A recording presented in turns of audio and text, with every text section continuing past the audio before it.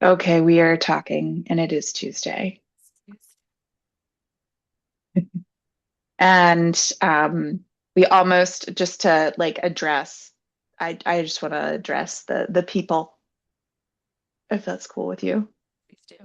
So we'll dive in from where we were, but we to address where we are starting this conversation from is that we are both worn out or or coming off of worn out, but yeah, worn out. And we almost didn't push the button, but we have because it's in service of our commitments. We don't Yeah. have to be upbeat all the time. Yeah. So here we are. But I was just telling Allie to kind of catch up and lead into the next part of whatever we're going to talk about from here. Um, the end of my May was slammed with end of school, kids' birthday parties, lots and lots of people. And while I consider myself an ambivert, I'm definitely on the extroverted side. So, like that, typically I choose things that are parties and people, and it's fun and I love it. And on Sunday, I hit a wall where I deemed myself a potato. Um, and I couldn't. I said to my husband, I said, yeah, I have overdone it. And I cannot talk. I don't want to talk to people. I don't want to. And I did. I took a nap outside on the couch and was just like, ah, I'm out, which is so nice. But it was just like I gave up all fucks and was like, I don't care. And I'm feeling better here 2 days later, but it is, I don't know. I'm like still kind of working my way back into seeing people or not even seeing people, but the like inkling that I might want to someday again. The willingness to consider engaging again. Mhm, Yeah. mhm, Yeah. mhm. Familiar. Yeah, it's for sure rough right now. Um, yeah. But the other thing that I have been thinking about in the last couple of days is like how I want summer to go. Mm. Hmm. Because I notice like when, especially when it's not going that way, and I'm like, I'm gonna see people ever, and I'm stay in my hovel, and like this is gonna wreck my ideal summer if I feel like this. But I love summer so much, and I like to be social, and I like to get out and do things. And I distinguished in a coaching session that I just really wanted. Like my ideal was about joy and fun in summer. And I feel like I have to schedule it and plan it so that everybody gets as much fun as we absolutely want. And Oh, so, yeah. yeah, let's micromanage it. The definition of fun, an Excel spreadsheet counting the minutes to make sure it's maximized. Somebody out there was like, that sounds so good. Uh-huh. Yeah. So I feel like the other thing in all of this is like I've been trying to release the details and just embrace the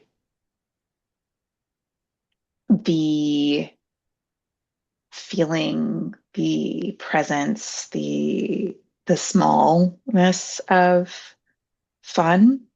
Hmm. Um, yeah, yeah. I think it also means being really deliberate with my time Yeah. when, yeah, yeah,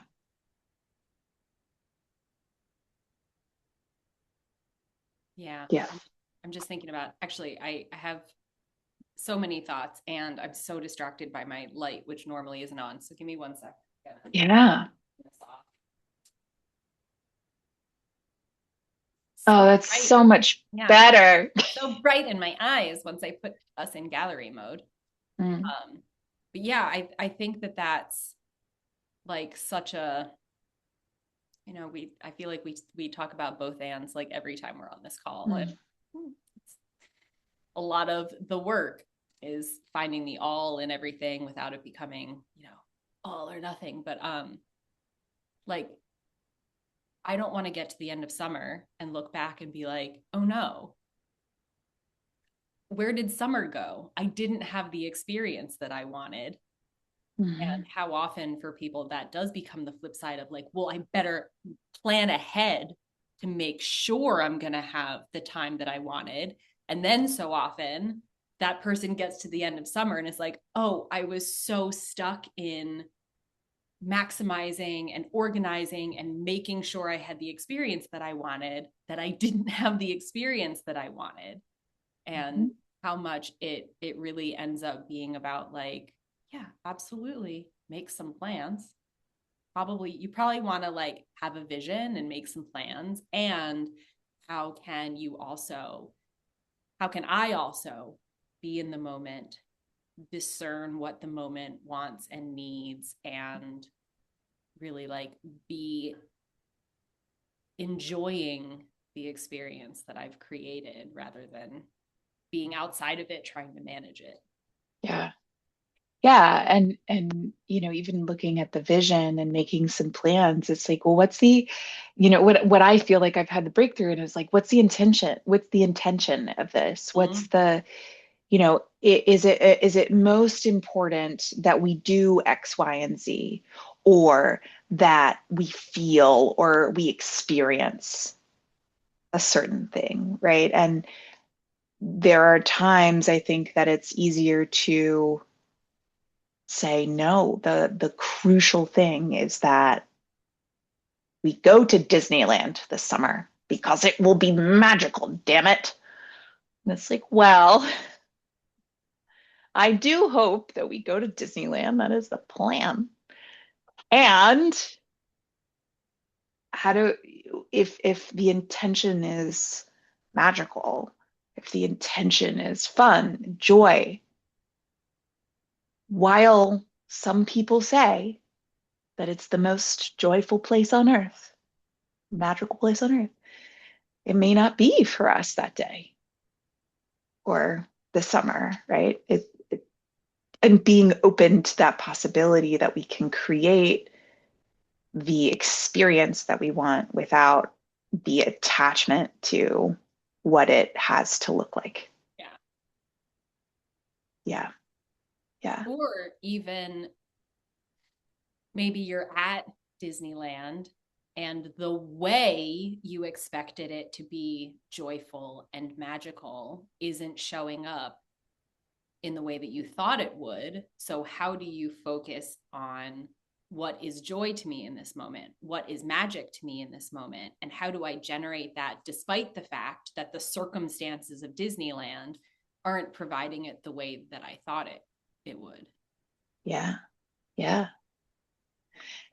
That's a great insight. And, the circumstances of Disneyland, the circumstances of the people that I'm with, right? Like, this is the first time we're taking our daughter. And I know that I like to experience Disney in a certain way. And I very much imagine that her way of finding that magic is going to be different.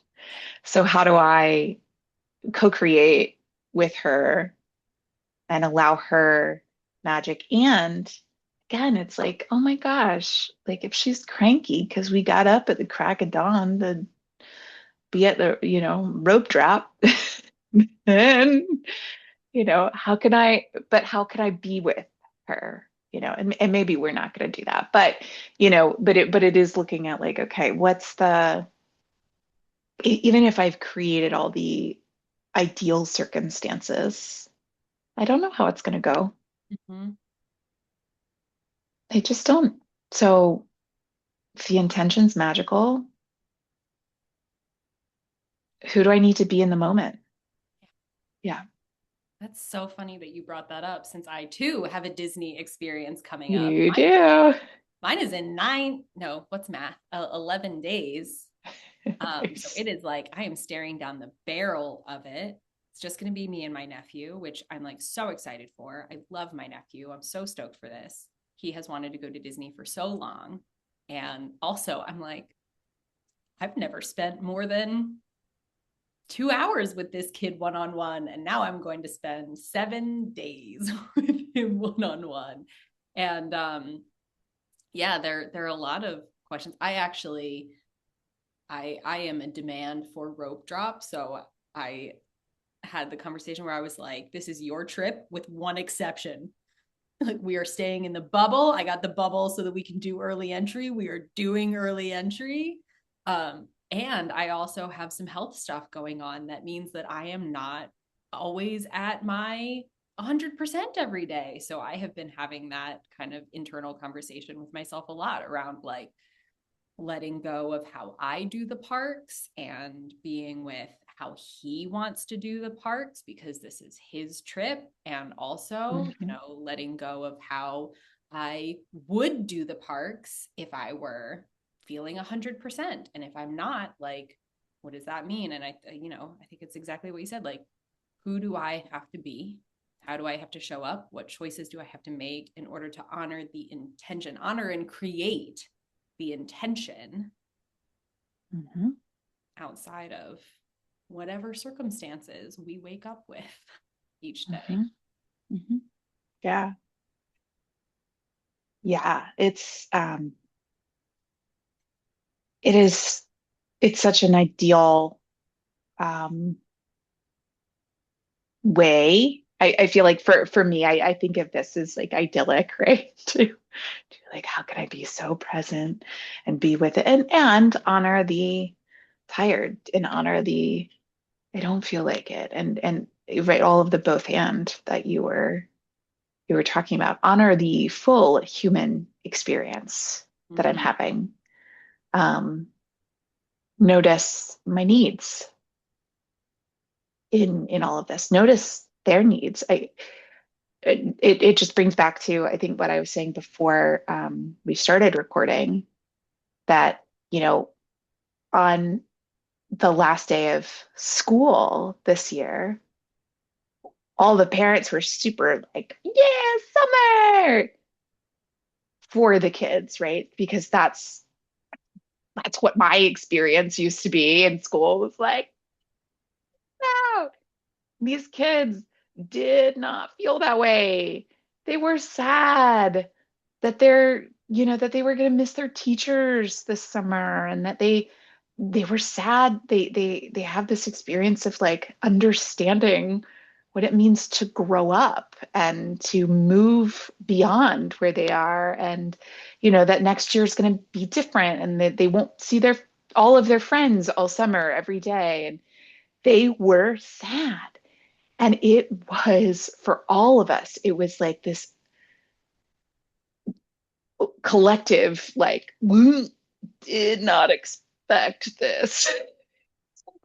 And I was talking to the friends at the bus stop about this, but then I talked about it with some other parents that I saw later that were, on a different bus stop and everything like that. And everybody's like, yeah, that was crazy. My kids did too. They were sad. And one, like, great testament to where we are in school that the kids are Yeah. sad to leave. And two, just a great example, I feel like, and for me and where I'm looking, it's being like, yeah, sometimes you've got to meet them where they are and meet yourself where you are. That like this wasn't what we expected or that we or planned for. And okay, let's address what's in front of us. Let's Yeah. be with this and look at what you need around that feeling that you're having that and golly, I'll say like we tried to pull her out of it too. Like, we're gonna pool, we're gonna the beach, we're gonna go to Disneyland. And she was like, okay, I think we just need to feel our feelings for a little bit. Yeah.